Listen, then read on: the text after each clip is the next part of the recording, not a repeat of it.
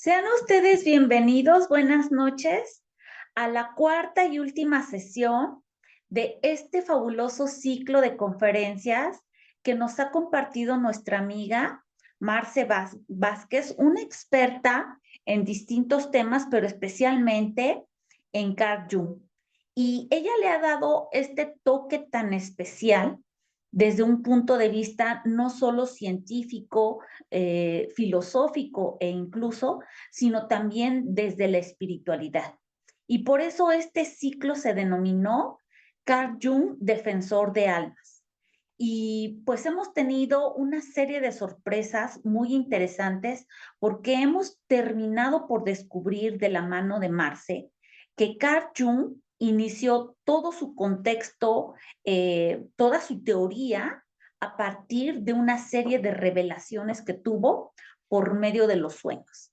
Y esto hace que veamos la teoría de Jung desde una perspectiva completamente inesperada. Así es de que muchas gracias, Marce, por hacernos mirar de esta manera tan novedosa, pero al mismo tiempo tan certera y que lo explica todo a nuestro querido teórico Carl Jung. Muchas gracias, Marce, y adelante. Es toda tuya la sesión, cuarta y última sesión.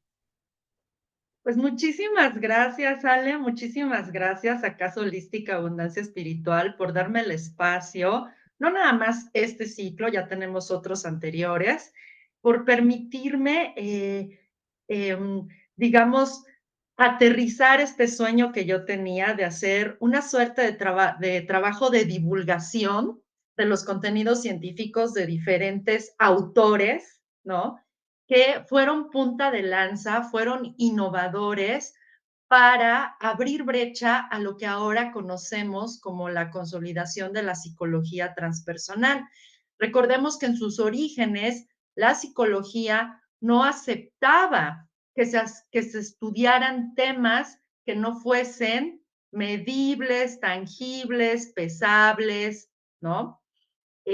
Por ejemplo, no permitía que se estudiaran los procesos mentales, mucho menos los sueños ni las emociones, solamente permitía lo obvio, estudiar qué es lo obvio de la psicología, pues la conducta.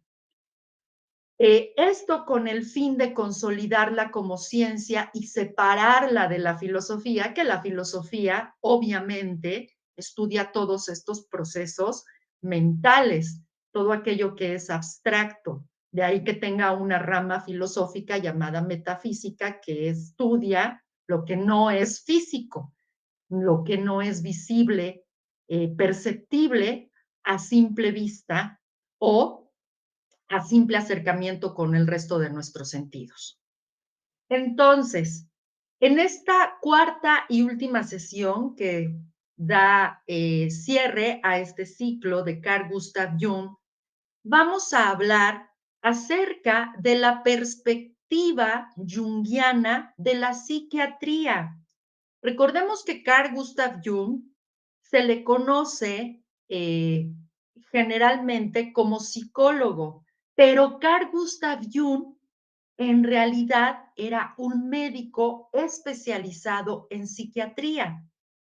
¿Por qué se le considera psicólogo? Pues hoy vamos a revelar por qué razón se le considera un psicólogo a partir de la revisión de su propio testimonio con respecto a cuál es su visión o cuál era su visión de la psiquiatría a principios del siglo XX. Entonces, voy a proceder a cerrar mi video para evitar que se nos sobresature la transmisión. Voy a dejar abierto mi micrófono y me gustaría saber si están viendo la presentación que les estoy compartiendo. Perfectamente, se ve bien. Maravilloso. Muchas gracias, Ale. Pues bueno, sin más preámbulo, el tema de hoy, que a mí me parece que el contenido es muy breve, pero muy significativo. De verdad, me parece que sigue siendo muy revelador cada parte de este libro de Recuerdos, Sueños, Pensamientos, que recordemos lo escribió Anja Fe, una eh, psicóloga junguiana que era la asistente de Carl Gustav Jung. Este libro se le atribuye a Jung porque en realidad recoge su testimonio autobiográfico, pero quien arma este libro y quien hace la investigación, pues es justo Anja Fey, creo que es justo que le demos su crédito. En fin, Carl Gustav Jung decide estudiar psiquiatría, efectivamente se decanta por medicina a partir de las revelaciones oníricas que tiene, que ya las revisamos en la sesión anterior. Si no han revisado las otras sesiones, pues en algún momento estarán disponibles en el canal de YouTube de Casualística Abundancia Espiritual Podcast. Y bueno, cuando Jung empieza a estudiar psiquiatría, la pregunta que lo atraviesa y lo que más lo motiva a sumergirse en esta rama de la medicina, que por demás estaba bastante demeritada, aún en nuestros tiempos sigue siendo bastante demeritada la psiquiatría en el ámbito médico, aunque cada día menos, debo reconocerlo. La pregunta que le movía a él era, ¿qué le sucede a los enfermos mentales? Y a partir de esta pregunta de investigación, él empieza a desarrollar toda su teoría de la psicología analítica. Algunos le llaman psicoanálisis junguiano, otros le llaman psicología junguiana. Mientras está haciendo sus prácticas en la clínica psiquiátrica de la Universidad de Zúrich, él se da cuenta de que existe por parte de la psiquiatría una perspectiva clínica predominante. Es decir, los médicos solo se dedicaban a patologizar a los pacientes, a etiquetarlos con diferentes enfermedades mentales, síntomas, patologías y demás. Esta patologización es lo primero que Jung cuestiona en su práctica cotidiana dentro de la psiquiatría, porque se da cuenta que a los enfermos mentales se les deshumaniza y la medicina, en particular la psiquiatría, solo los está viendo como fenómenos, como simples objetos y no como seres humanos.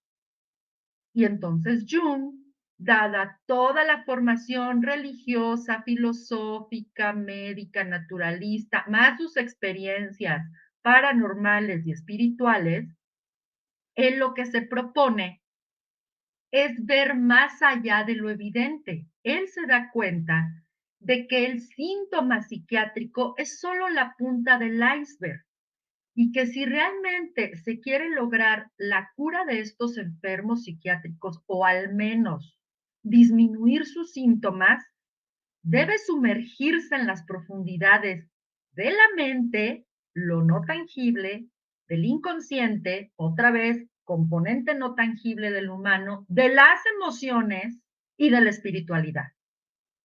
Lo que no se atrevía a hacer la ciencia de su tiempo y que hasta hace muy pocos ayeres la ciencia ya se está atreviendo a hacer, es decir, abordar fenómenos que no son ni visibles, ni medibles, ni pesables, ni diseccionables, que no los podemos manipular físicamente, pues Jung ya lo estaba haciendo a principios del siglo XX.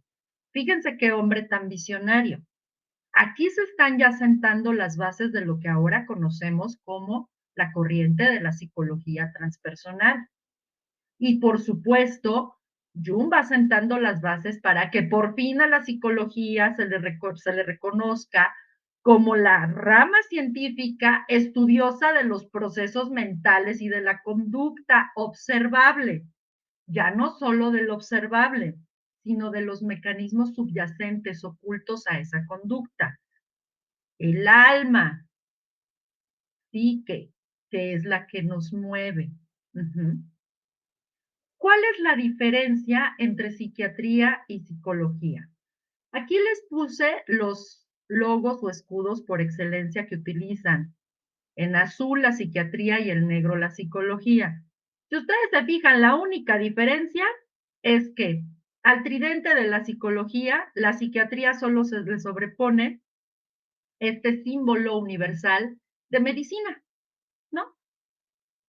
Pero al final de cuentas, pues estamos estudiando el alma, la psique, desde diferentes trincheras y desde diferentes perspectivas y con objetivos distintos.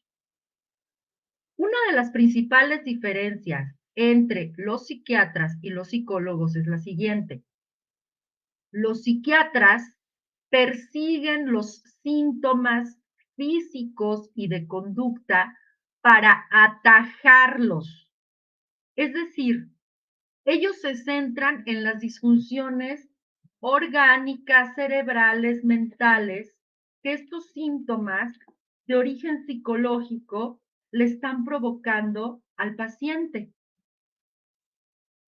con el objetivo de diagnosticar y de dar tratamientos médicos. Sabemos que ninguna enfermedad es 100% emocional, 100% álmica en el sentido de psicológica, ni 100% fisiológica. Ajá. Tienen su razón de ser los psiquiatras. Yo soy una psicóloga que prefiere trabajar de la mano de los psiquiatras que rechazarlos. Yo conozco muchos psicólogos que rechazan la psiquiatría. A mí, en lo personal, me parece una postura reduccionista y muy absurda. Ese es mi punto de vista. Es respetable, ¿no? Mientras que los psicólogos lo que hacemos es explorar la historia de vida de la persona que está padeciendo el síntoma o síntomas que se manifiestan en lo físico, en lo cognitivo, en lo conductual, y lo que buscamos es comprender esos síntomas. Perseguimos el origen en la historia de vida de la persona de esos síntomas para resignificar su experiencia, es decir, invitarle a que vea su historia de vida de una manera distinta, de una manera más constructiva, más sana, que no lo enferme.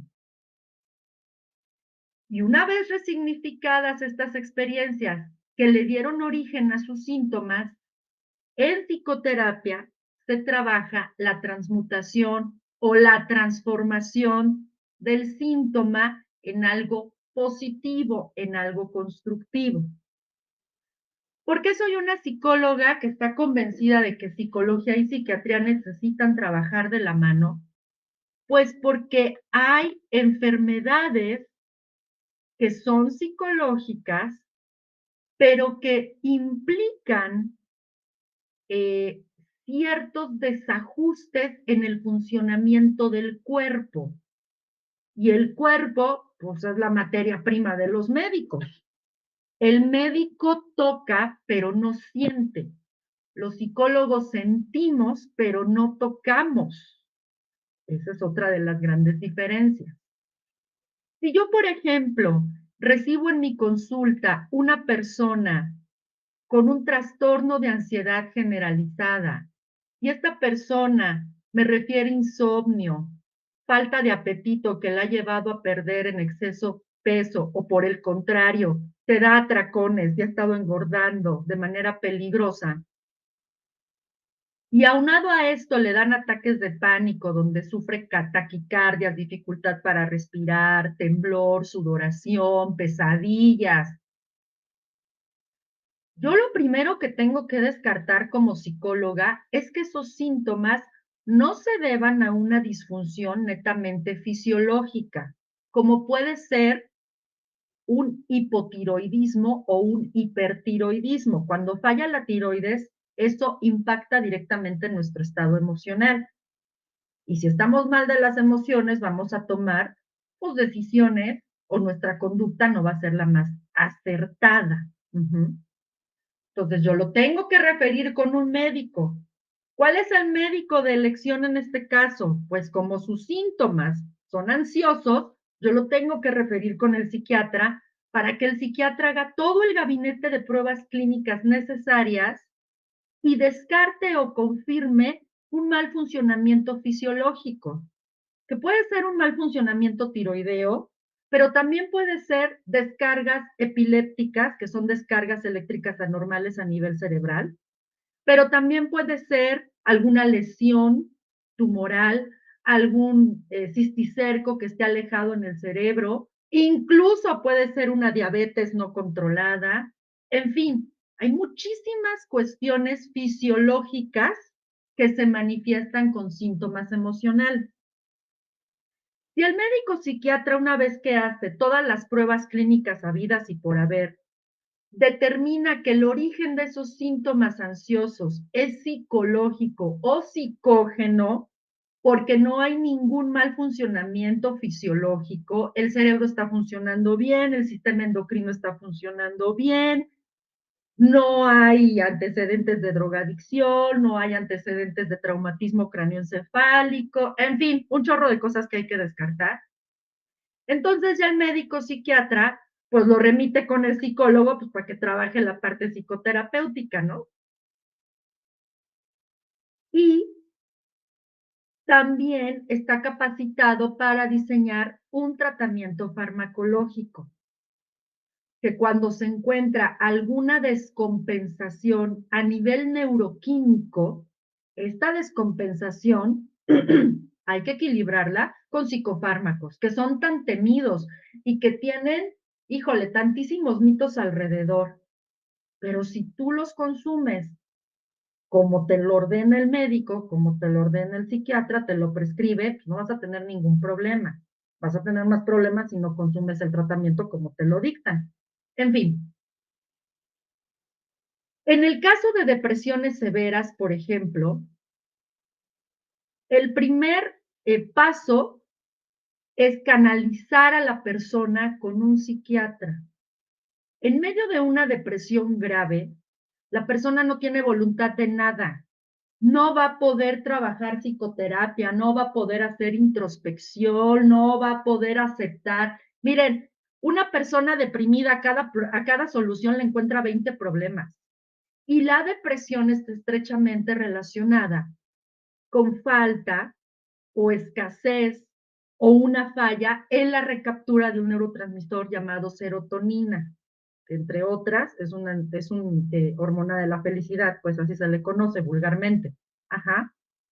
Pues primero yo lo tengo que mandar a psiquiatría a que el psiquiatra lo evalúe otra vez que descarte con un, con un gabinete de pruebas de laboratorio, incluso de neuroimagen y las que él considere pertinentes, que descarte una causa médica, física, que esté provocando un ánimo depresivo en la persona y que la medique para poder equilibrar la segregación de la serotonina en su cerebro, el cerebro vuelva a captar esta serotonina sintética, se vuelva a habituar y pasado algún tiempo la persona podrá dejar de tomar el antidepresivo porque el cerebro ya se habrá engrasado, por así decirlo, para ir produciendo de forma natural su propia serotonina. A grandísimos rasgos, esos son los objetivos que tenemos de forma distinta psicólogos y psiquiatras. ¿Qué nos vuelve en común? Pues que los dos estamos estudiando trastornos del estado de ánimo, enfermedades mentales, la parte no material del ser. Los dos estudiamos desde perspectivas distintas la psique, el alma. Solo que nosotros nos fijamos en el origen vital por la historia de vida del paciente y los médicos actúan para atajar síntomas. Por eso yo me gusta trabajar de la mano con los psiquiatras. Ahora, Jung cuestionaba duramente los diagnósticos psiquiátricos meramente clínicos, es decir, esta etiquetación, esta patologización de las personas. Y este es un punto que yo tengo en común con Jung. Cada vez menos, pero siguen existiendo, médicos generales se sienten psiquiatras y psicólogos y etiquetan, estás deprimido, estás nervioso, estás ansioso, eres histérica, eres neurótico, eres sin tener realmente conocimiento de causa. Para hacer este tipo de diagnósticos, para yo llegar a la conclusión de que el origen de un síntoma físico o emocional es netamente psicológico o psicógeno, yo debo hacer toda clase de pruebas médicas previas. Los síntomas psicógenos, los diagnósticos de síntomas psicógenos, se dice que son diagnósticos de superexclusión. Tú no puedes descalificar de entrada que una persona le duela la cabeza porque está ansiosa. No, pues qué tal si tiene algún problema mayor en el cerebro y por eso le está doliendo la cabeza. ¿Qué tal si tiene diabetes? ¿Qué tal si tiene colesterol elevado? ¿Qué tal si tiene, yo qué sé, un síndrome genético, metabólico, yo qué sé? Hay que tener mucho cuidado. Los médicos son muy dados a patologizar y en todas las especialidades, ¿eh? Por eso tampoco hay que tomarnos a pie juntillas lo que nos dicen los médicos. Hay que aprender a cuestionar, sobre todo cuando se trata de nuestra propia salud física, mental, emocional, espiritual. Y esto, en este cuestionamiento, Jung fue pionero en su época, porque él decía, el que etiquetes a un paciente no soluciona el problema. El que etiquetes a un paciente con una psicopatología o con un trastorno mental no le va a solucionar en nada la vida al paciente. Y entonces, ¿para qué estamos aquí? Si no es para solucionar o ayudarles a llevar el trastorno, a sobrellevarlo, a mejorar su calidad de vida. Y en este sentido, Carl Gustav Jung iba más allá de la psiquiatría al explorar los contenidos inconscientes de sus consultantes a través de técnicas como la libre asociación, la interpretación de sueños e incluso la hipnosis, que así empezó Freud. Recuerden que Freud no era ni psicólogo ni psiquiatra, Freud era médico especializado en neurología, pero sí interesó por estos temas. Y Freud, pues, es el psicoanalista por excelencia. A Freud no se le considera psicólogo, se le considera neurólogo, creador del psicoanálisis.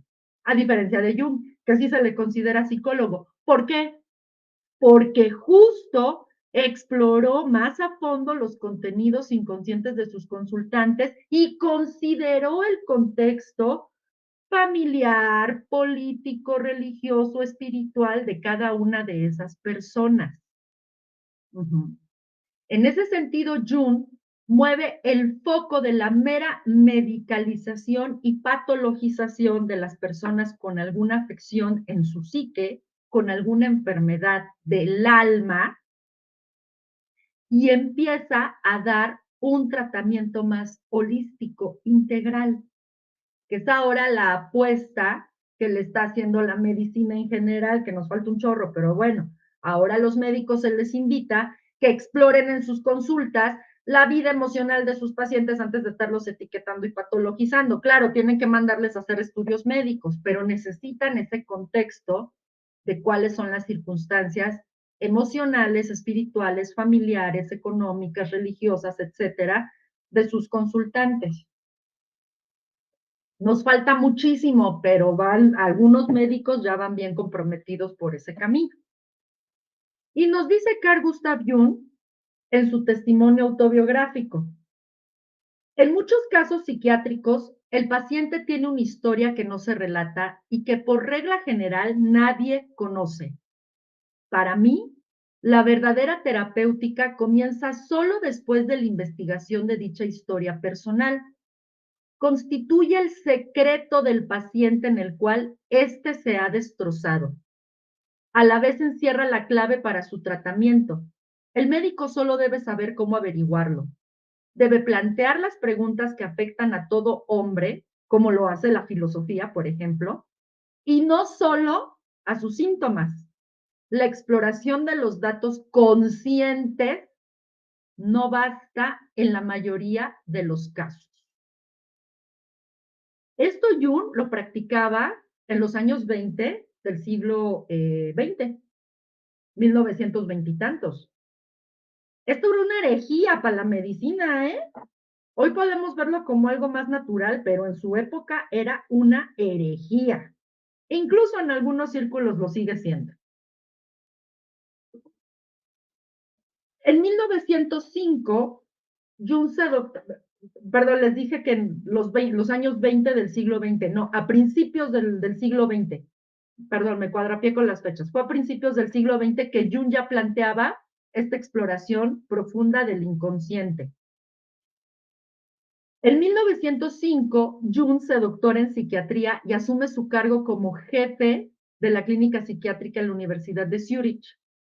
En 1909 renuncia a este cargo como jefe para dedicarse a la práctica privada y a dar clases en la misma universidad, donde estuvo como profesor hasta 1913, hasta que la demanda de su consulta privada fue tan grande que ya no se daba abasto y pues se decantó por estudiar, que se decantó por atender a sus pacientes privados.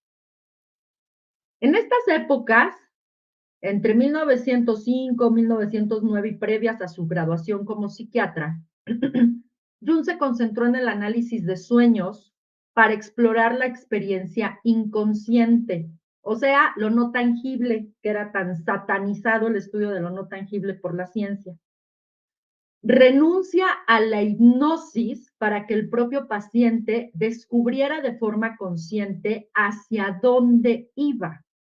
Entonces trabajaba con este proceso introspectivo, apoyándose en la conversación, apoyándose en la palabra, pero también se apoyaba, por ejemplo, del arte, también se apoyaba de biblioterapia. Con algunos pacientes creyentes se valía de la Biblia, si la Biblia le resultaba terapéutica al consultante, ¿no?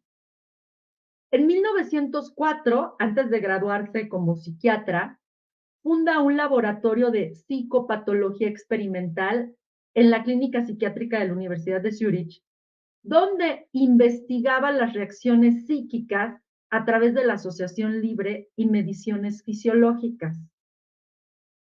Estos experimentos lo dan a conocer en Estados Unidos y empieza a ir y venir de Europa a Estados Unidos y empieza a tener muchos consultantes estadounidenses y entonces empieza a ganar renombre pues ya internacional.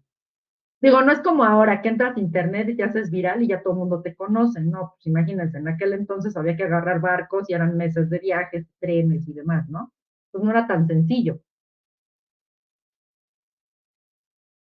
Principalmente en este laboratorio de psicopatología experimental, realizó estudios psicogalvánicos que correlacionaban respuestas físicas con estímulos eléctricos, emocionales y sensoriales para medir, por ejemplo, los niveles de ansiedad a través de la piel.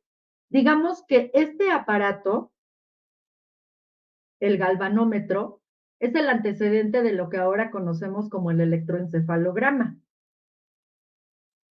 que es el que mide pues cómo está trabajando, cómo está la función eléctrica a nivel cerebral, las ondas cerebrales. Es el antecedente, por ejemplo, del electrocardiograma. A través de electrodos conectados a la piel se van midiendo los cambios que se van generando. Y por supuesto es el antecedente del tal conocido polígrafo que tanto vemos en las películas policíacas. Bueno, pues ahí está el antecedente. ¿Qué es lo que hacían? Medían los cambios fisiológicos para poder conocer o determinar el grado y la intensidad de los síntomas emocionales, álmicos, psiquiátricos, psicológicos, psíquicos que una persona tenía. Y entonces al respecto nos dice Jung, los diagnósticos clínicos son importantes, puesto que dan una cierta orientación, pero no ayudan en nada al paciente. El punto decisivo es la cuestión de la historia del paciente, pues descubre el trasfondo humano y el sufrimiento humano, y solo entonces puede determinarse la terapéutica a seguir. La gente piensa que con ir al psiquiatra y empezar a tomarse el antidepresivo o el ansiolítico o el medicamento para dormir o cualquier otro tipo de medicamento es suficiente. Y luego se quejan porque no, pues es que no me sacó del problema, yo me sigo, o sea, físicamente me siento mejor, pero emocionalmente me sigo sintiendo mal. Pues es que tenemos que trabajar de la mano psicólogos y psiquiatras. Viene la contraparte de tratar esta parte netamente psicológica de la raíz del problema. La raíz, encontrar la raíz de esta tribulación o de este trastorno, de esta enfermedad en la psique, en el alma. Aun cuando haya factores médicos que expliquen este malestar, ¿sí? Y por el contrario, hay personas que piensan que solo la psicoterapia los va a sacar de un cuadro depresivo mayor o de cuadro severo ansioso. Y pues no, hay que equilibrar la fisiología del cuerpo a través de psicofármacos, que repito, bien prescritos por un psiquiatra certificado, pues no tiene por qué haber ningún problema. Ajá. Aclaremos dos puntos importantes. Un médico especialista en psiquiatría no es psicoterapeuta. No busquen a psiquiatras que no sean psicoterapeutas para tomar psicoterapia, porque se dedican a otra cosa. No lo van a encontrar ahí. Que haya médicos psiquiatras que por ser psiquiatras se asuman como psicoterapeutas sin haber hecho especialidad, maestría y o doctorado en algún tipo de psicoterapia, ese ya es otro cantar, eso se llama intrusión profesional. Lo mismo con los psicólogos. El que seamos licenciados en psicología no nos convierte en psicoterapeutas. Debemos estudiar un posgrado, llámese especialidad, maestría y o doctorado en alguna psicoterapia de alguna corriente psicoterapéutica de nuestra elección y tener un título y una cédula, tanto psiquiatras como psicólogos, que nos avale como psicoterapeutas. Esto es importante aclararlo. En México, los licenciados en psicología que no nos hemos especializado en psicoterapia, como es mi caso, yo no sé si más adelante lo vaya a hacer, pero ahorita no es mi interés hacerlo, podemos dar consejería psicológica de corte cognitivo-conductual, que es un programa psicoeducativo para aprender a lidiar con los síntomas y comprender qué está pasando, pero de ninguna manera sustituye la psicoterapia ni el tratamiento psiquiátrico. Ajá. Eso es importante aclararlo, porque la gente confunde muchísimo. Y ojo, el que una persona tenga título y cédula profesional que lo avalen como psicoterapeuta no significa que su licenciatura de base sea ni la medicina, ni la psiquiatría, ni la psicología. Hay psicoterapeutas que pudieron haber estudiado finanzas y terminaron por cazares de la vida especializándose en psicoterapia. Pueden ser excelentes psicoterapeutas, pero su formación inicial no es ni en psiquiatría, ni en medicina, ni en psicología, ni en filosofía. Es en finanzas. Es importante que esto también lo aclaremos. Esta información hay que divulgarla para que puedan tener herramientas y tomar decisiones informadas sobre la atención de su salud psicológica, de la salud mental, de la salud de su alma. Ajá.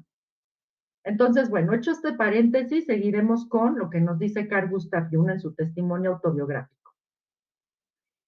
De esta manera, Jung exploraba más allá de lo evidente y se asomaba al interior del espíritu enfermo.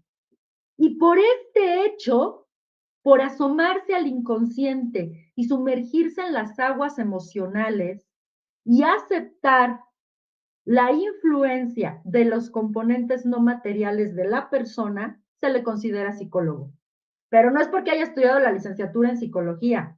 Él estudió licenciatura en medicina con especialidad en psiquiatría.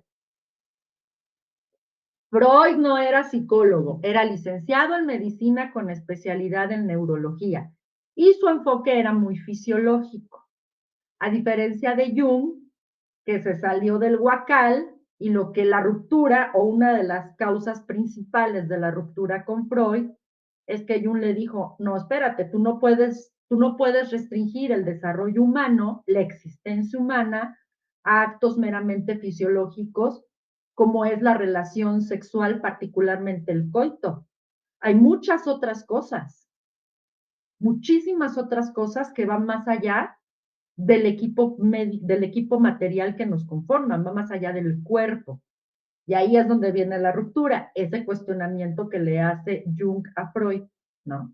Bueno, entonces, nos dice Carl Gustav Jung en su testimonio, mucho de lo que había considerado absurdo en los enfermos mentales no era en modo alguno tan loco, entre comillas, como parecía.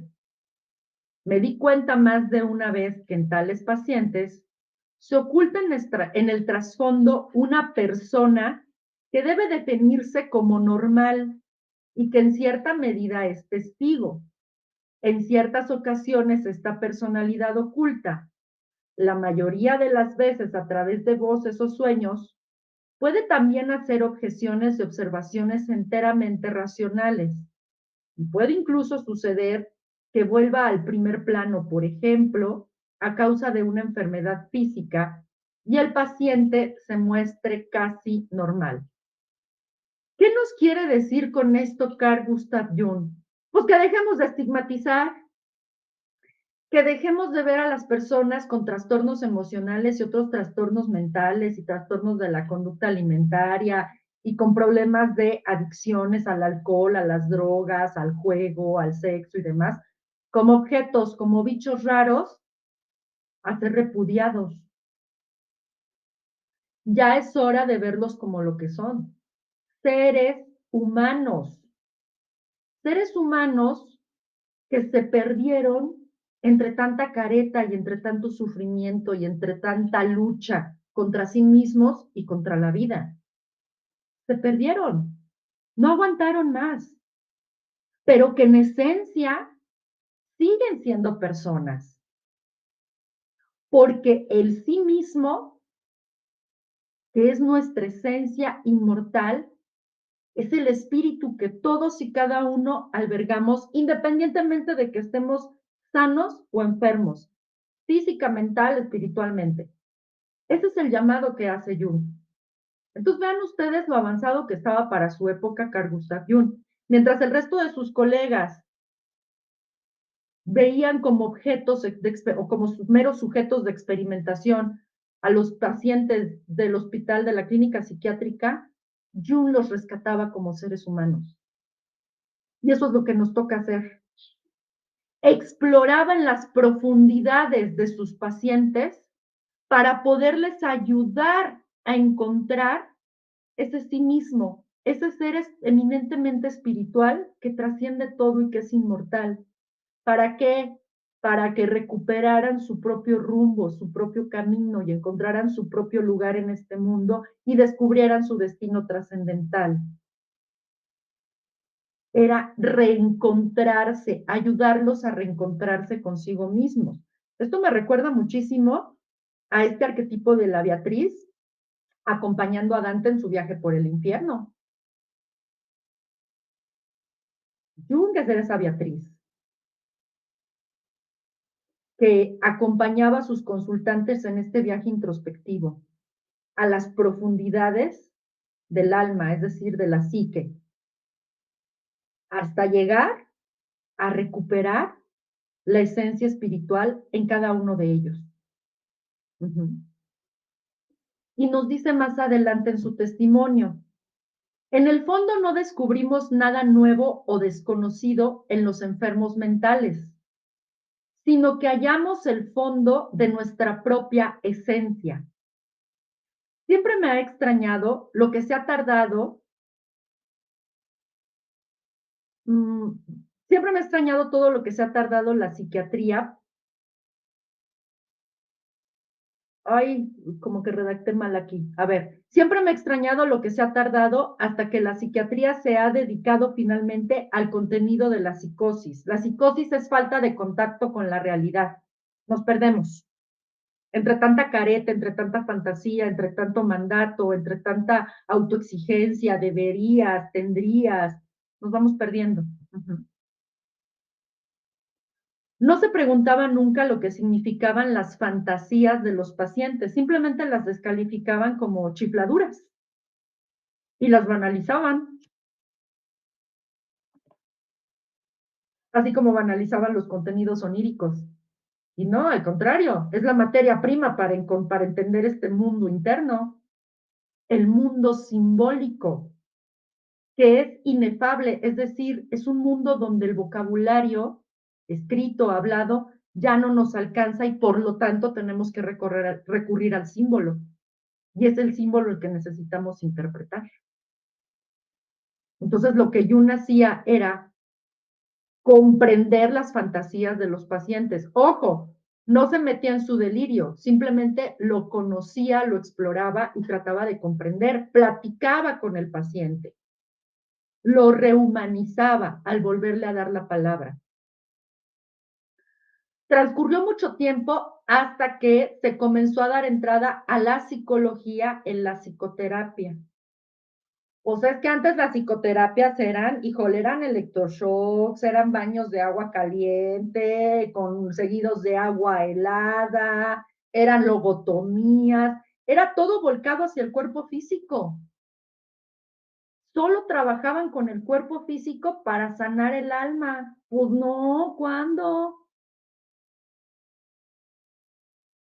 ¿Cuándo? Si el alma es el terreno de lo intangible.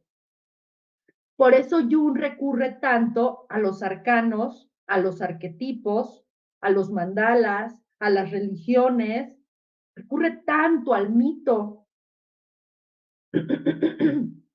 porque todas estas obras que utilizan lenguajes distintos, no tanto racionales, no tanto lógicos como lo conocemos en ciencia occidental, justo lo que reflejan es esta esencia no material de todos los seres humanos. Y nos dice, en los enfermos mentales solo es visible exteriormente la trágica destrucción y solo excepcionalmente la vida de aquel aspecto del alma se nos oculta. Pues sí,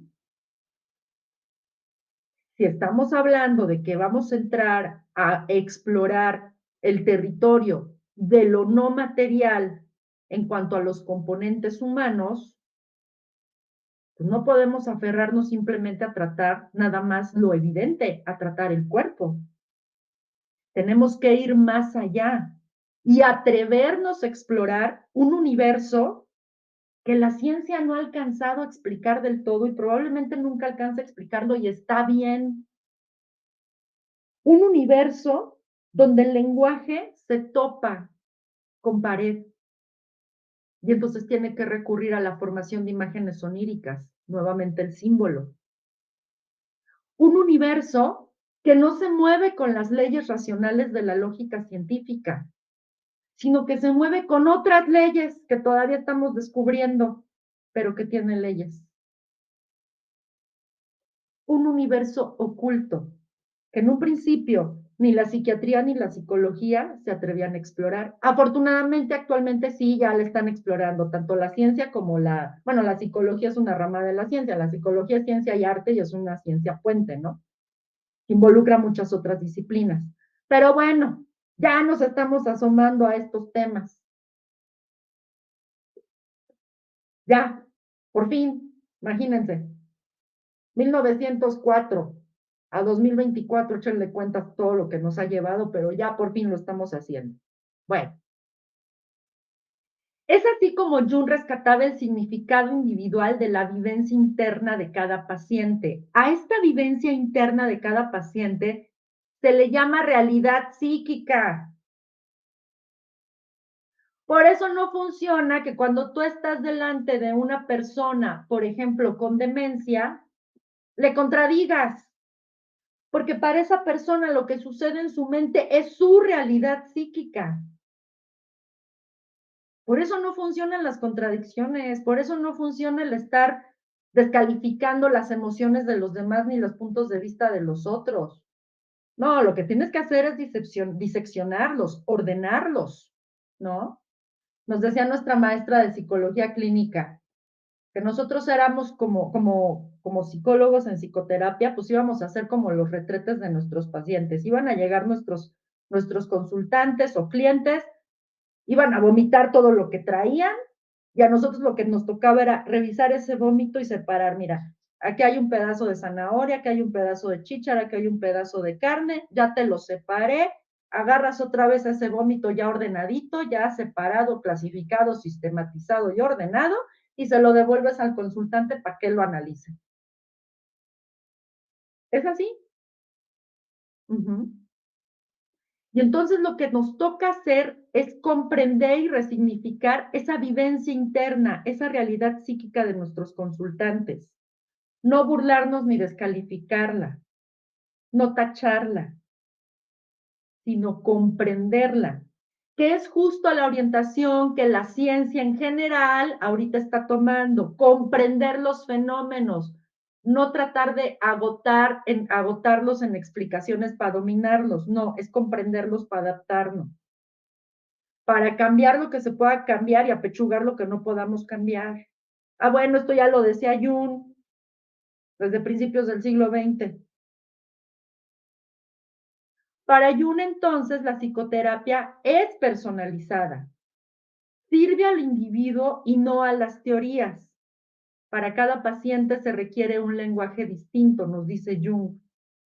Pues claro, yo puedo tener una formación académica desde alguna corriente psicoterapéutica. Yo puedo estar formada en psicoterapia cognitivo-conductual, en psicoanálisis, psicología analítica, logoterapia, gestal, psicología transpersonal. No, hombre, hay de corrientes psicológicas y psicoterapéuticas las que se les ocurran. Pero eso es un marco de referencia para mí como profesional, para tener una estructura desde la cual orientar a mis consultantes. No puedo pretender que los problemas y la forma de ser de mis consultantes encajen con mi teoría, no. Yo me tengo que adaptar a las necesidades de cada consultante.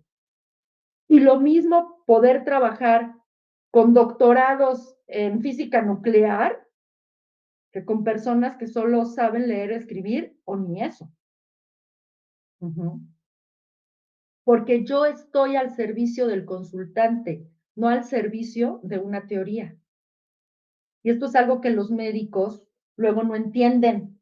A chaleco quieren que el síntoma de la persona, sea la especialidad que sea, encaje con lo que dice el libro. Y si no encaja en el libro, ya es paciente psiquiátrico.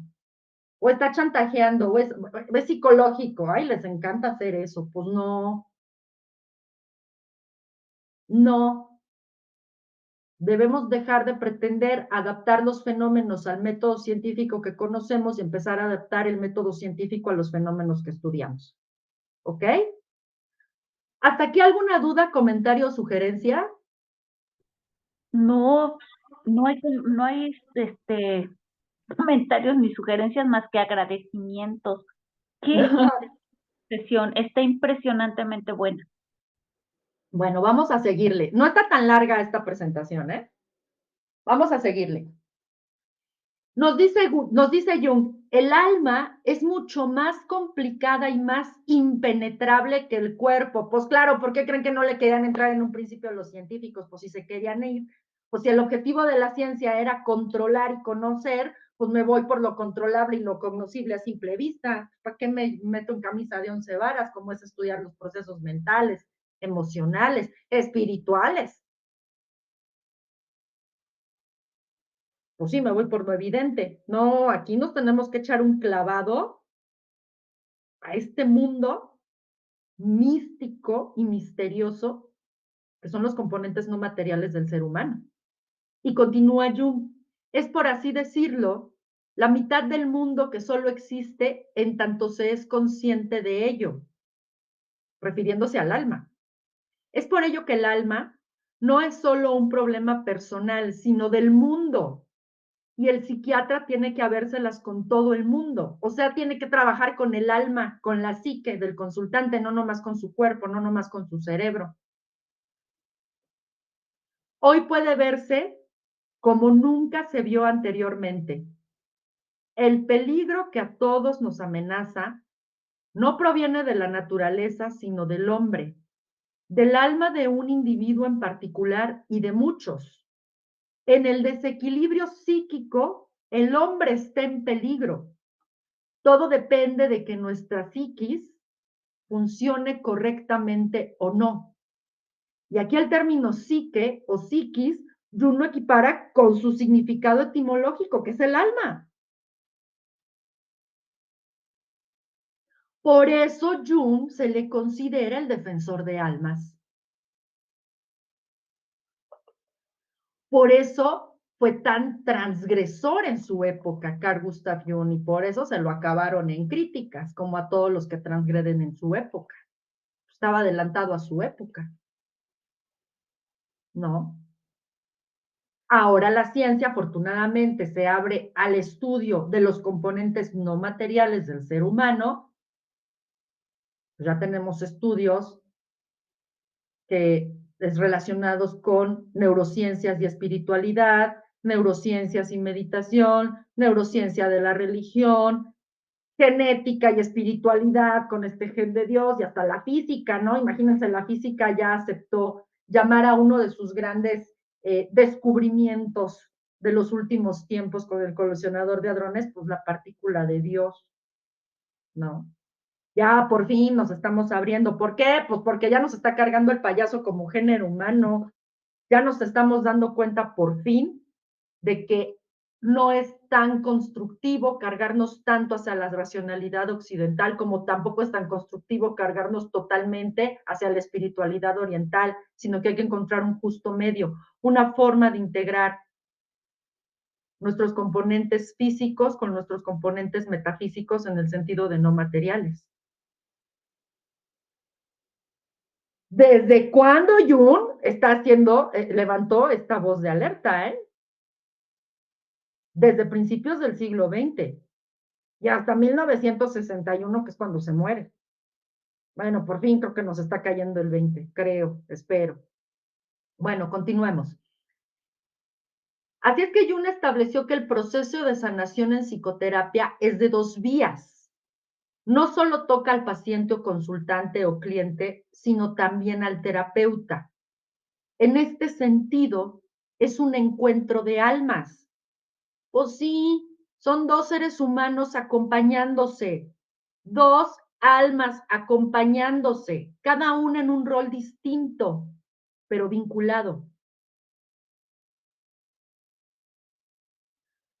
Yo reconozco que en mi práctica como consejera psicológica, de verdad he aprendido muchísimo de los seres humanos que me han consultado. Y he crecido con ellos, no solo profesional y académicamente, sobre todo como ser humano. Y ustedes entrevisten o chequen libros escritos con psicoterapeutas y es un punto de convergencia que tenemos independientemente de la corriente psicoterapéutica que manejen. Es un proceso donde dos almas se tocan. Recuerdo que nos decía mi maestro de neurofisiología y aparte nos daba un seminario de psicoterapia con enfoque psicoanalítico freudiano. Él nos decía, el día que ustedes como psicólogos dejen de sentirse conmovidos con la situación de un paciente, dedíquense a otra cosa, ya no tienen nada que hacer en psicología. Dedíquense a otra cosa. Pues claro, es que nos estamos ayudando a pulirnos mutuamente. Hay partes que necesitamos pulir en soledad, hay partes que podemos pulir en compañía, trechos del camino que podemos transitar acompañados y trechos del camino donde solo cabe una persona. Pero eso no significa que tengamos que andar solos por este planeta, descubriendo nuestro ser esencial, nuestro ser espiritual, descubriendo nuestro lugar en este mundo. Pues si básicamente los seres humanos nos construimos los unos a los otros a través del lenguaje, en sus múltiples dimensiones, en sus múltiples expresiones, lenguaje no verbal, lenguaje pictórico, lenguaje oral, lenguaje escrito, lenguaje musical, lenguaje matemático, lenguaje onírico, el que quieran. Entonces, en psicoterapia se encuentran almas. El día que los psicólogos perdamos esta perspectiva, tendremos que dedicarnos a otra cosa. Es por eso esta máxima. El médico toca, pero no siente. El psicólogo siente, pero no toca. Y entonces al respecto, Jung nos dice, la relación entre médico y paciente puede conducir en ocasiones a fenómenos de naturaleza parapsicológica. ¿Ok? especialmente cuando se produce una transferencia del paciente o una identificación más o menos inconsciente entre médico y paciente. Yo he experimentado esto muchas veces. En el proceso psicoterapéutico hay un proceso o hay un fenómeno que se le llama transferencia y contratransferencia, que digamos que es como un vínculo emocional en el contexto terapéutico que se da del consultante hacia el psicoterapeuta y del psicoterapeuta hacia el consultante. Y hay consultantes que te mueven unas fibras y a través de su testimonio y de su proceso te das cuenta que tienes que trabajar cosas en ti que ni te habías imaginado, ¿eh? Es un despertar mutuo. No se crean que uno está aquí vestido de bata blanca y es inmune. No, porque así como el consultante se refleja en el psicoterapeuta como si fuese un espejo para ganar ecuanimidad, cordura, tal y como al Quijote lo regresaron de su delirio a través de espejos, espejeándolo, así el psicoterapeuta puede llegar a espejearse en sus consultantes. ¿Y cómo aprendes? Por eso en los libros escritos por grandes psicoterapeutas es muy común encontrar agradecimientos a sus consultantes. Pues claro, porque ellos también te pulen. Claro, porque es un vínculo de almas. Y a mí es algo que me parece hermoso de la psicología. Me parece hermoso, porque a diario aprendes cosas nuevas. A diario descubres cosas en tu interior, a diario te replanteas cuestiones, a diario hay algo que te abre los ojos. Eso es maravilloso y no lo pagas con nada, de verdad, con nada. Es desgastante, sí, pero es maravilloso. Bueno, en fin.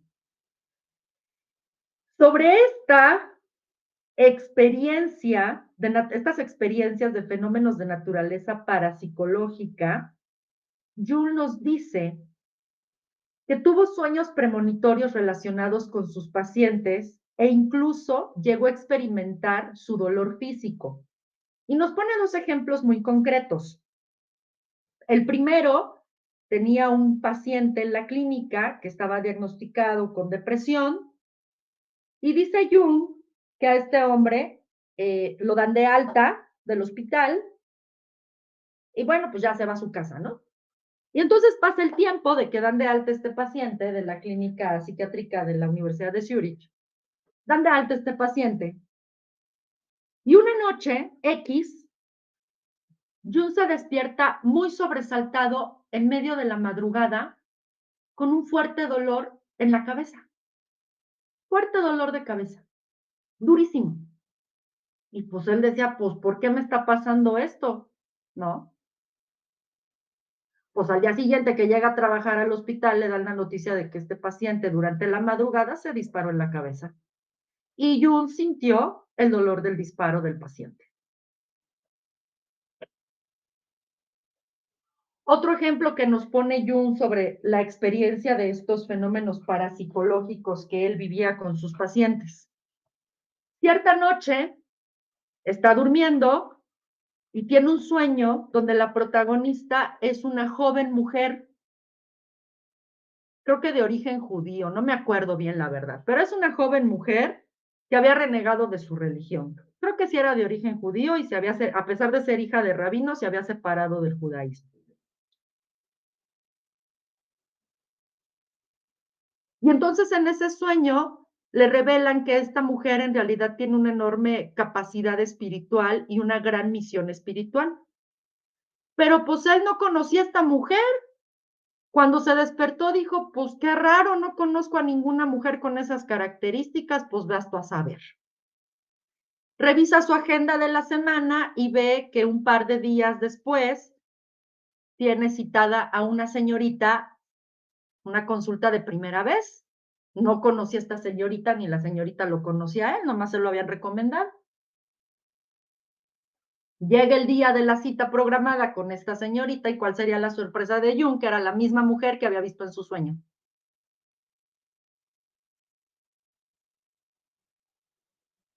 Era la misma persona. A título personal, yo les puedo compartir que me han sucedido un par de cosas de esta índole con algunos consultantes, no con todos, no con todos, con algunos. Por ejemplo, recuerdo que cuando estaba haciendo prácticas, mientras estudiaba la licenciatura en psicología, estaba haciendo las prácticas del módulo de clínica en la clínica de la Facultad de Psicología de la UNAM. Y me toca hacerle la preconsulta, que dura alrededor de 30 minutos, a una señora con su hija adolescente. Y ahí está la muchacha y la señora sentadas delante de mí. Y de repente se me viene una visión de la muchacha expulsando sangre a borbotones por la boca. Pero fue una visión súper nítida de la muchacha, súper nítida. Pasa la visión y acto seguido, la mamá me dice, y luego fíjese esta muchacha loca, así me dijo la señora. Como no le dimos permiso de hacerse una perforación en la lengua, ella solita se la hizo. Agarró una aguja y se atravesó la lengua con la aguja. No hubiera visto el montón del borbotón de sangre que le estaba saliendo de la boca. No le paraba por nada del mundo, la tuvimos que llevar al hospital. Ah, a veces me ha pasado que antes de que un consultante me diga algo, yo ya lo escuché.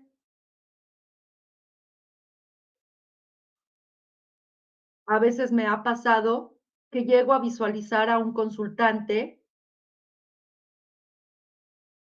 en una situación futura y sucede. No sé si esto le suceda a todos los psicólogos o solamente a ciertos y cuáles, pero comparto estas experiencias con Jung. De hecho, hay psicoterapeutas que son así como más open mind, porque también hay psicólogos muy cientificistas que toman la ciencia de la psicología como religión de forma muy dogmática y yo no estoy de acuerdo con ellos, pero bueno, es respetable, si les funciona a ellos y sobre todo a sus consultantes, pues que les sigan, pero pues que no descalifiquen otras prácticas, otros estilos de práctica, que es algo también muy personal de cada psicoterapeuta y de cada psicólogo y psiquiatra. Hay algunos psicólogos que ganan claridad en sus casos haciendo tiradas de tarot, por ejemplo. Hacen preguntas en torno a la situación de algún consultante que ellos mismos estén atorados o que no puedan resolver porque algo les movió y ahí ganan claridad. Hay otros que pintan, otros que esculpen, otros que escriben. Bueno, pues cada quien su metodología. Jung en particular esculpía, pintaba, pero sobre todo dibujaba mandalas y registraba sus sueños. Jung dibujaba muchos mandalas para ganar claridad de sí mismo y de sus consultantes y de sí mismo con respecto a sus consultantes. Es bien interesante el trabajo que hacía Jung, es bien interesante. De esta manera ponía orden a sus emociones y a sus pensamientos en su práctica terapéutica cotidiana. Y entonces, sobre estos fenómenos paranormales que nos describe Jung brevemente en su libro, nos dice,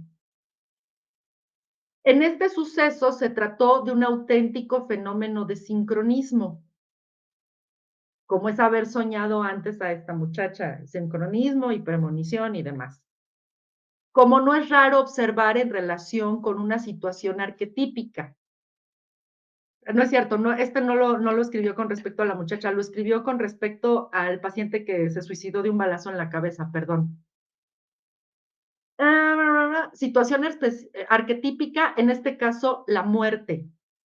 Mediante la relativización del tiempo y del espacio en el inconsciente, ahí ya se está metiendo con cuestiones de física bien fuertes. Es posible que hubiera percibido algo que en la realidad sucedía en otro lugar completamente distinto. ¿No le suena física cuántica y no le suelda a los potenciales evocados compartidos de los experimentos de Jacobo Greenberg? El Por su inconsciente, sí, ¿a poco no, Ale? completamente. Y digo, todo esto es demostrar, bueno, una manifestación de que tenemos cuerpos espirituales. Ujú. Sí, estamos conectados a través de lo que Jung denominaba el inconsciente colectivo. que yo supongo que en Greenberg lo podríamos equiparar con la latiz. No lo sé, la verdad no lo sé, me aventuro a decirlo, no lo estoy afirmando, estoy especulando, ¿no? Y continúa, el inconsciente colectivo es común a todos, constituye el fundamento de lo que en la antigüedad se definió como simpatía de todas las cosas. En este caso, mi inconsciente supo la situación de mi paciente, el que se suicida de un tiro. Ya la tarde anterior me sentí extrañamente inquieto y nervioso, contrariamente a mi modo de ser habitual. No intento nunca que mis pacientes se conviertan. Para mí, todo consiste en que el paciente se forme su propio criterio. Un pagano es para mí un pagano, un cristiano, un judío, cuando ello corresponde a su destino. Y aquí hay que poner el foco en algo muy, muy importante. Los psicólogos, los psiquiatras, los psicoterapeutas en general, no estamos para decirle a las personas cómo vivir, no es nuestra chamba. Luego a mí llegaban y me decían, es que dime cómo vivo. No, pues espérate, eso lo tienes que descubrir tú. Para eso están las sectas y son bien peligrosas, ¿no? Son bien peligrosas. Pues si una persona que se diga psicólogo, psiquiatra, psicoterapeuta, quiere adoctrinarte, meterte a algún redil, a que a chaleco vivas como esa persona considera debes vivir, eso es bien irracional y bien peligroso y bien manipulador y bien violento. Aguas con eso, no se dejen adoctrinar. Actualmente hay muchísimo charlatán que se autodenomina gurú espiritual, maestro espiritual. Desconfíen, cuestionen. Actualmente hay muchos movimientos sectarios, no solamente abanderados con religiones y creencias en deidades. Hay sectas disfrazadas de redes de mercadeo, espectáculos dancísticos, ejercicio, bienestar físico, fitness, emocional, aguas. Psicólogos, psicoterapeutas, psiquiatras. No estamos aquí para decirles cómo vivir. No es nuestra chamba adoctrinarlos ni hacerlos a nuestra ley.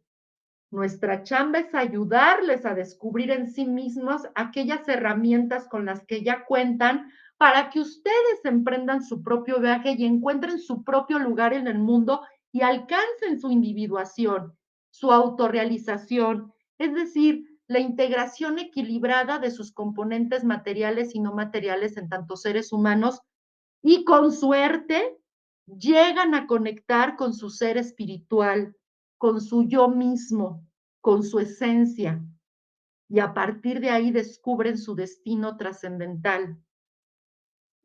Por eso cuando llegan a mí me dicen, dime cómo vivir, no, pues espérate, estás en el lugar equivocado. Si tú estás buscando quién te aleccione y te adoctrina y te dé una receta de cocina, búscate una secta o a un líder espiritual. No es mi chamba. Mi chamba es que descubras esas herramientas en ti y las que no tienes las vayas aprendiendo a construir para que te muevas de la manera más tranquila y ecuánime posible por este mundo. No sin dolor, no sin obstáculos, pero sí con tranquilidad y ecuanimidad. ¿Y a qué se refiere Carl Gustav Jung cuando nos dice o menciona un auténtico fenómeno de sincronismo cuando siente el dolor físico que probablemente o seguramente sintió esta persona que se suicida con un balazo en la cabeza, que fue su paciente, y al cual pues no lograron sacar de la depresión, porque además consideremos que los psicofármacos en aquel entonces, los antidepresivos y los ansiolíticos, pues no eran tan efectivos como ahora, ¿no? O sea, también consideremos el año en el que estaba, principios del siglo XX, tampoco nos pongamos flamencos, ¿no? Bueno, en fin, Jung describe el fenómeno de la sincronicidad como una oportuna coincidencia y concordancia de un acontecimiento psíquico y de otro físico, que no están unidos casualmente entre sí. Por ejemplo, sueños, visiones, presentimientos individuales y colectivos. Estas manifestaciones no pueden explicarse por la casualidad, Más bien dependen de procesos arquetípicos en el inconsciente individual y colectivo. Eso es la sincronicidad. Ujú. Cuando yo, por ejemplo, dejo de ver muchísimos años una persona y de repente me empiezo a acordar muchísimo de esa persona y hasta la sueño, y yo digo, bueno, pero si a fulanito o a fulanita hace 80,000 años que no sé de él ni de ella, y de repente me llega un mensaje de esta persona por WhatsApp o por Facebook o por Instagram y me pide que platiquemos o nos saludemos o nos intercambiemos números o lo que sea, eso es una sincronicidad. De alguna manera nuestros inconscientes compartidos se conectaron en el tiempo, en la distancia y volvimos a coincidir. Y así podemos tener muchas experiencias. La típica, ¿no? De, ay, me leíste el pensamiento, te iba a llamar desde hace rato y no me había dado tiempo. Pues ya ves, yo ya me adelanté y te llamé primero. Pues ahí está manifestándose el inconsciente colectivo y cómo estamos conectados los unos con los otros. Los sueños premonitorios. Yo recuerdo perfecto, el día que falleció uno de mis tíos, esa madrugada, yo soñé que mi tío había muerto y en el transcurso del día hacia la noche me dan la noticia de que mi tío había fallecido ese día en la mañana. Ah, bueno, esos son fenómenos paranormales que entrarían en el campo de la sincronicidad. Y está medio perro entenderle al concepto de sincronicidad de Jung, yo apenas le estoy entrando y lo combina con cuestiones de astrología. Híjole, ya cuando se mete a matemáticas mi cerebro no da tanto para entenderlo, pero trataré de entenderlo, ¿cómo no? Y si no nos apoyamos en personas más experimentadas que yo y más entendidas que yo en el tema para poder comprenderlo. En fin, Jung concluye sus reflexiones en torno a la práctica de la psiquiatría con las siguientes palabras. No insisto nunca cuando alguien no está dispuesto a seguir su propio camino y a asumir su propia responsabilidad. Lo curativo puede ser un veneno que no todos aceptan o una operación que causa la muerte si resulta contraindicado. Cuando se trata de la vivencia interna, de lo más personal, resulta para la mayoría de hombres poco tranquilizante y muchos huyen de ello. El riesgo de la vivencia interna, la aventura espiritual, es desconocida por la mayoría de hombres. Por eso nos da tanto miedo, le tememos a lo desconocido y por eso estigmatizamos lo que no comprendemos. Y si no conocemos la aventura espiritual, pues vamos a estigmatizar todos estos temas, empezando por muchas personas que toman la ciencia como religión, como un dogma de fe, ¿no? Pero en el fondo no es otra cosa más que miedo. Miedo a enfrentarse a la incertidumbre de lo no conocido. Pero pues para aprender a nadar no nos queda de otra más que aventarnos al agua, ¿verdad? Continúa Jung. ¿Debe basarse en algo sobrenatural o por lo menos histórico pero psíquico? Ante esta pregunta surge a menudo un menosprecio del alma tan repentino como profundo. Vuelvo a lo mismo. Tememos y rechazamos lo que desconocemos y desde la ignorancia estigmatizamos, descalificamos, segregamos. Afortunadamente, en estos tiempos ya nos estamos abriendo más a estos temas de hablar de espiritualidad desde las ciencias y estamos recuperando las valiosísimas enseñanzas de los grandes maestros ancestrales, chamanes oriundos de diversas culturas, monjes iluminados, ya combinándolo con los avances de la biotecnología, ¿por qué no? Ahí échense un clavado en Google Scholar y busquen neurología y meditación o psicología y meditación, psiquiatría y meditación, y van a encontrar un chorro de estudios clínicos ya, donde agarran a los consultantes, los conectan a electroencefalogramas y miden los cambios de sus reacciones, de su actividad eléctrica a nivel cerebral mientras están meditando. Y a otros los meten a resonancias magnéticas o a otros aparatos de neuroimagen y ven en vivo los cambios que va teniendo el cerebro conforme están meditando. Hay un estudio muy interesante en Instituto Nacional de Psiquiatría, Ramón de la Fuente Muñiz, aquí en México, donde hacen un estudio con población deprimida, con personas diagnosticadas con trastorno depresivo mayor. Y a unos, bueno, a todos les dan antidepresivos como tratamiento psiquiátrico de elección y luego los meten en un protocolo de investigación. A la mitad de ese grupo lo dejan solamente con el tratamiento farmacológico y a la otra mitad, aparte del tratamiento farmacológico, los ponen a pintar mandalas. Y a ambos grupos los conectan a electroencefalogramas y los meten a resonancias magnéticas y tomografías y empiezan a ver los cambios cerebrales y empiezan a medir los avances o retrocesos que tienen estos pacientes con depresión. Pues se encontraron con este estudio clínico bien controlado, bien científico, ahora que sí, desde la psiquiatría, que cuando combinaban el psicofármaco llamado antidepresivo con la terapia ocupacional de iluminar mandalas, el psicofármaco funcionaba mejor que en aquellas personas que solo tenían psicofármaco antidepresivo. O sea, hay estudios bien interesantes ya en estos rumbos, ¿eh? O sea, ya no hay pretexto. Búsquenle ahí en Google Scholar y van a encontrar un chorro de investigaciones.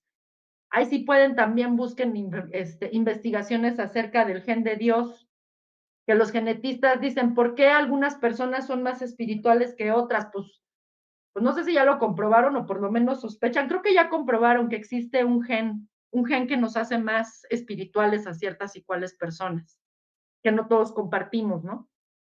Está muy interesante esa postura. Búsquense también estudios sobre la molécula de Dios que le llaman, o la DMT, que es la que se estimula cuando meditamos y es la que nos da acceso a este mundo no material, que coexiste con este mundo material. Porque además los físicos ya aceptaron que existe la antimateria y por lo tanto existe la posibilidad de que de forma paralela a este plano material se desarrolle un plano no material. Es interesante, pero bueno. Continúa Carl Gustav Jung diciéndonos, entre los pacientes de nuestros días denominados neuróticos, existen no pocos que en épocas más antiguas no se hubieran vuelto neuróticos, es decir, en desacuerdo consigo mismos. Si hubieran vivido en una época y en un ambiente en el que el hombre estaba vinculado a través del mito con el mundo del misterio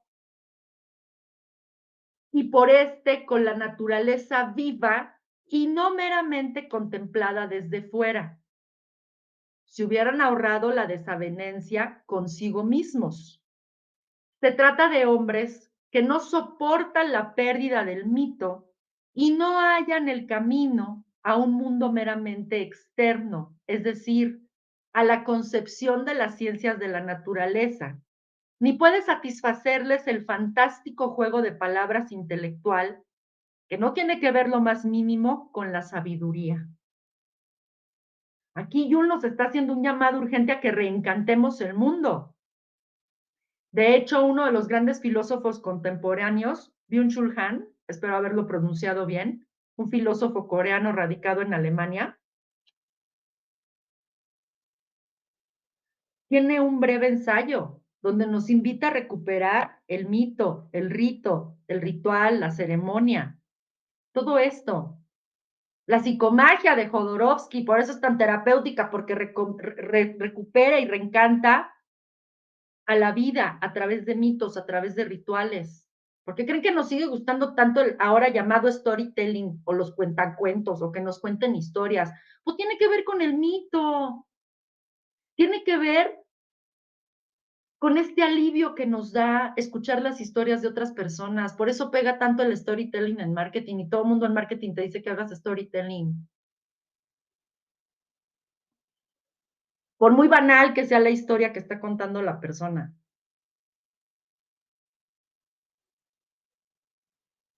Lo que hemos perdido, y que eso nos lo decía mi maestro de teología, el doctor, quien también es sacerdote católico, doctorado en el Vaticano en teología, una eminencia, el doctor José de la Torre nos decía, pues si el enorme peligro de este mundo es que pretenden imponernos un mundo sin Dios, pero peor aún, un mundo donde no nos vemos ni nos escuchamos los unos a los otros, por eso nos estamos reventando.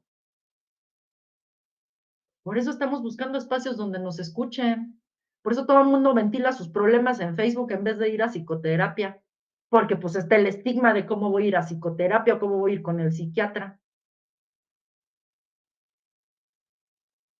Por eso tanto influencer en redes sociales contándonos lo que desayunaron, comieron y cenaron diario, diario, diario, la misma cantaleta y ahí estamos pegados oyéndoles. Pues claro, porque eso nos conecta con el mito, con la tradición oral que se ha perdido, con el intercambio verbal de experiencias, por el simple placer de escucharnos los unos a los otros y de irnos construyendo los unos a los otros y de irnos puliendo los unos a los otros a través del lenguaje.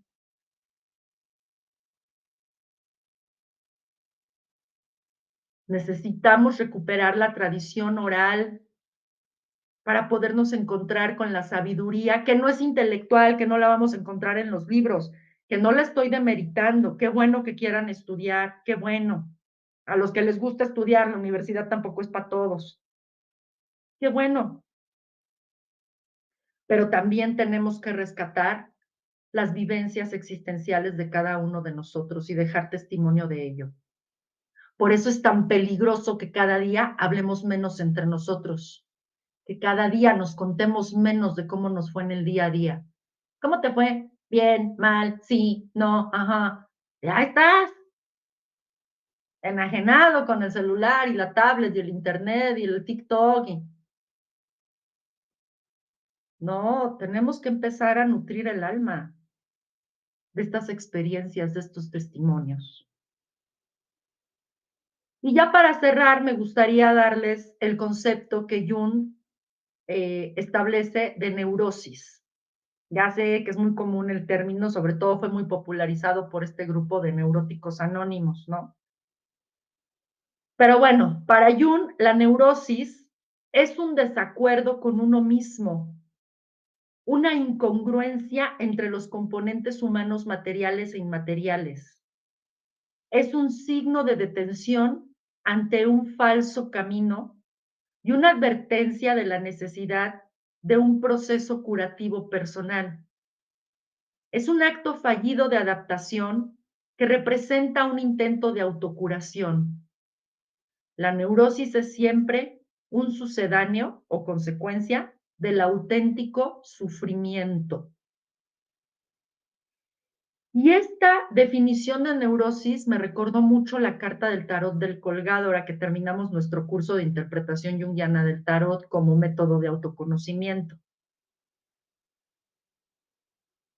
El colgado es ese conflicto que nos está paralizando, que no sabemos para dónde movernos ni a qué hacerle caso. El conflicto que nos provoca el no tener una congruencia entre lo que sentimos, lo que pensamos y lo que hacemos. Hay que integrar estos componentes. ¿Y no es acaso lo que está proponiendo Jacobo Greenberg con su método de meditación autoalusiva?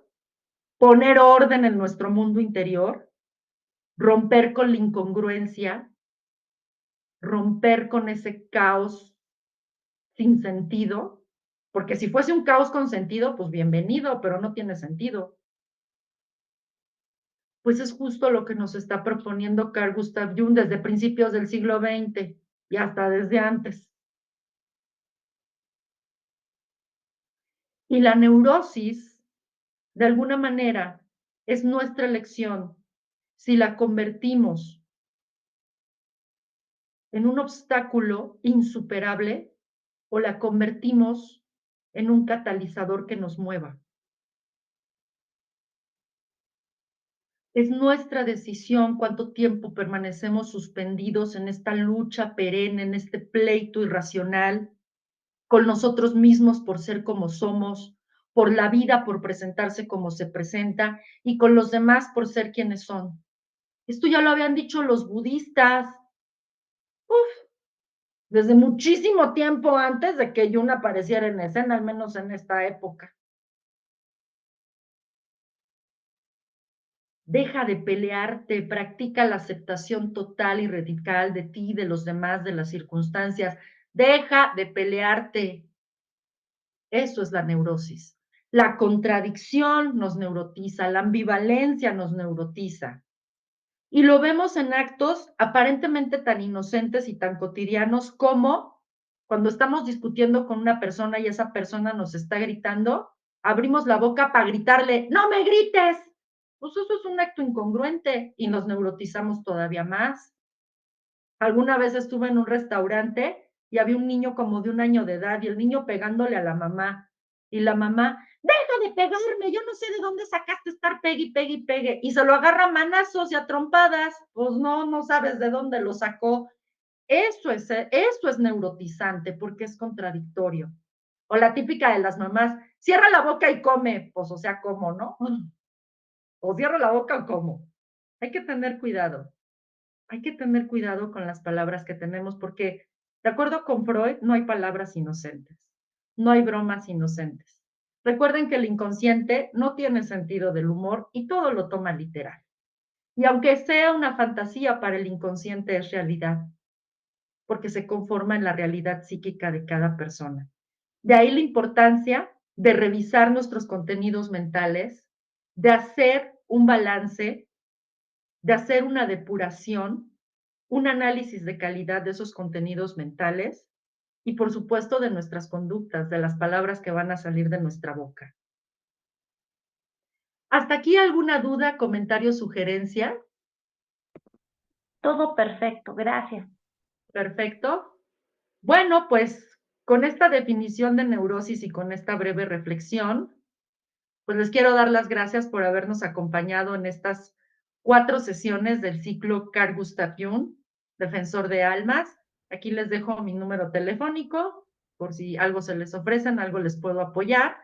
Y ya para cerrar con broche de oro, solamente les voy a leer la trivia, no les voy a dar la respuesta, porque eso ya se lo dejo a Alejandra para que haga la dinámica correspondiente por los canales que ella mejor considere. ¿Ok? Nuestra trivia para el día de hoy son 3 preguntas y dicen así. Pregunta número 1. Los psiquiatras exploran la vida del paciente mientras que los psicólogos persiguen el síntoma. Inciso A, cierto. Inciso B, falso. Ahí ustedes darán la respuesta. Pregunta número 2. La sincronicidad es, inciso A, una simple casualidad. Inciso B, una oportuna coincidencia o concordancia. Inciso C, ninguna de las anteriores. Ahí en la presentación y en toda la charla tienen la respuesta. Y nuestra pregunta número 3 es, ¿la neurosis es, inciso A, una enfermedad exclusivamente física? Inciso B, un desacuerdo o incongruencia con uno mismo? O inciso C, un trastorno neurológico. Y pues ya con esta tira me despido. Nuevamente les agradezco muchísimo su tiempo, su escucha, su compañía. Nuevamente agradecerle a Casa Holística Abundancia Espiritual a través de la maestra Alejandra Salcedo Plata el espacio. Y pues bueno, cedo cámaras y micrófonos para pues escucharles. Pues muchísimas gracias, Marce. Esta sesión estuvo súper completa, muy reveladora y definitivamente cierras con broche de oro este ciclo. Te lo agradecemos enormemente y nos quedamos con esta sensación de que sabemos demasiado poco y que tenemos que estudiar más todos los temas que nos has expuesto desde la primera sesión, pero desde Jacobo Greenberg hasta ahorita, ¿no? Entonces, pues estoy muy agradecida porque verdaderamente nos has hecho un recorrido desde la psicología y desde Jung, para los ámbitos espirituales. Entonces te comparto que yo también soy una persona que antes de que sucedan las cosas o antes de que lleguen los pacientes, ya se me está diciendo, viene con este problema, se soluciona así, también pregúntale aquello, y eso siempre yo lo considero como una manifestación espiritual, porque creo y estoy convencida que cada uno de nosotros tiene un alma diferente, un alma que corresponde al conjunto de experiencias y la manera en cómo lo afrontamos, pero que en espíritu somos iguales. Entonces, que en espíritu, al ser iguales, el espíritu de Marce y el espíritu mío, aparte de que es lo mismo, conoce lo que le va a pasar a Marce, conoce lo que me está pasando a mí, y que cuando tenemos los canales suficientemente abiertos, el espíritu puede recurrir a manifestar esta información que también se puede denominar inconsciente colectivo, ¿no? Pero que en mi opinión, la palabra que ya está tomando más fuerza y que reúne distintos aspectos como la intuición, las premoniciones, esto de ya tener como imágenes mentales o incluso voces o sensaciones, pues es una manifestación espiritual. Así es de que, Marce, te agradezco muchísimo la manera en cómo has ido abordando este conjunto de temas que nos permiten ver la vida, ver nuestro interior, ver al proceso de la terapia de una manera mucho más compleja, mucho más completa, y te lo agradezco enormemente. Enhorabuena que eres una mujer tan preparada, tan sabia, y además de todo, antes de la sesión yo te decía, este año fue un año difícil de muchas pruebas espirituales, de muchas pruebas en todos los sentidos, y a medida que contabas la historia de Jung, yo decía, me está volviendo a encantar la vida, ¿no? O sea, como que todas estas frases que mencionaste fueron para mí como un alivio y reviven en mí este deseo de continuar en este camino del amor, de la sanación, de la empatía, de la terapia, gracias a toda la investigación que hiciste y cómo lo planteaste. Así es de que agradecida por los temas, agradecida por el bálsamo que me diste espiritualmente, emocional y mentalmente. Muchísimas gracias, Marce, y que recibas muchas bendiciones en este 2025 porque te lo mereces. Has sembrado mucho conocimiento, mucho saber, mucha sabiduría, y enhorabuena, que se te retribuya de todas las maneras posibles, de la manera más armoniosa y rica, porque eres una gran persona, una gran comunicóloga, una gran psicóloga y por supuesto un gran ser humano. Muchas gracias por tu aportación. Y no sé con qué frase quisieras tú cerrar todo el ciclo de Carl Gustav Jung, como para que nos animemos a seguir profundizando en él. Pues mira, vamos a dejárselo un poco al azar, a ver qué frase nos encontramos aquí en este libro autobiográfico de Carl Gustav Jung. Vamos a ver qué nos dice. Te agradezco muchísimo tus palabras, te agradezco muchísimo el bálsamo que tú también eres para mí en estos momentos complicados que todos hemos estado, o la mayoría hemos estado compartiendo. Y esto, y pues bueno, vamos a ver el próximo año qué nos depara, cómo será la dinámica. Me tomaré un descanso por algún tiempo, no va a ser para siempre, obviamente, pero ya estaremos abriendo nuevas propuestas. De todas maneras, ahí ya tenemos algún compromiso para febrero tú y yo. Si no mal recuerdo, lo pusimos para febrero. Sí. ¿Sí? Este, bueno, pues aquí encontré esta frase que me gustaría dejárselas como una reflexión del testimonio de Carl Gustav Jung y de su perspectiva de la vida. La salida del sol era en estas regiones un acontecimiento que cada día me impresionaba de nuevo. No era tanto al despertar de los primeros rayos, en sí grandiosos, como lo que sucedía. Inmediatamente después de la salida del sol, acostumbraba sentarme en mi silla de campaña bajo una acacia. Ante mí, En el fondo del pequeño valle se hallaba una franja de selva virgen, casi verdinegra. Más allá se extendía el lejano borde de la meseta. Primero reinaban algunos agudos contrastes entre la oscuridad y la claridad. Luego todo nacía plásticamente a la luz que inundaba al valle de una luminosidad compacta. El horizonte resplandecía en su blancura. Paulatinamente la luz ascendente penetraba, por así decirlo, en los cuerpos, los cuales, como iluminados por dentro, brillaban diáfanos al fin como un cristal de color. Todo se convertía en cristal centellante. El clamor de los pájaros campaneros resonaba en el horizonte. En estos instantes me sentía como un templo. Era la hora más sagrada del día. Contemplaba esta magnificencia con placer insaciable, o mejor dicho, con éxtasis al margen del tiempo. Y la contemplación es algo que urge que rescatemos. Con esta frase nos quedamos, Ale. ¡Wow! Hermosísimo. Entonces, en estos momentos tan complicados, ¿por qué no hacer lo más bello y lo más simple? Contemplar la vida. Así Muchas es. gracias, Marce. Muchas gracias. Compartimos esta enorme sabiduría que nos transmites por el canal de YouTube y que todo mundo lo vea, lo escuche y lo viva. Que Claro que pase sí, yo encantada. feliz año para todos y pues nuestro más grande, más enorme agradecimiento para ti, Marce, que recibas todas las bendiciones del mundo en este próximo año. Buenas noches. Muchísimas gracias, Ale. Bendiciones para todos. Feliz año nuevo 2025. Un fuerte abrazo.